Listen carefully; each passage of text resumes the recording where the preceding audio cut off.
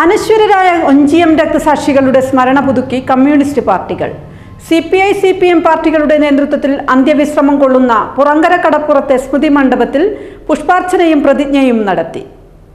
CPIM CPI നേതൃത്വത്തിൽ സമുചിതമായാണ് ഒഞ്ചിയം രക്തസാക്ഷി ദിനം ആചരിച്ചത്.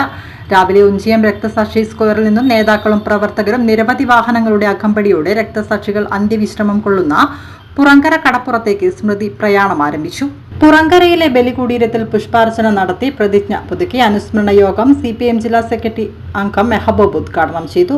CPI മണ്ഡലം സെക്രട്ടറി NM ബിജു അധ്യക്ഷത വഹിച്ചു. ജില്ലാ assistant secretary P Gavas, R Gopalan, C Bhaskaran, TP Gopalan, K Pushpaja, R Sathyan, TP Bineesh, C Suresh Babu തുടങ്ങിയവർ സംസാരിച്ചു. VP ഗോപാലകൃഷ്ണൻ രക്തസാക്ഷി പ്രതിജ്ഞ ചൊല്ലി. KC പവിത്രൻ ചടങ്ങിന് സ്വാഗതം പറഞ്ഞു.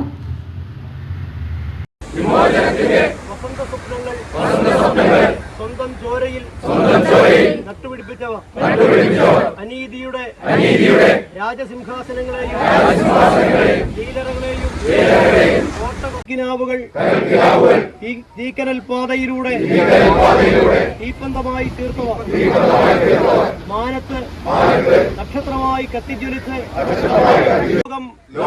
ചെമ്പട്ടണിയുക തന്നെ ചെയ്യും.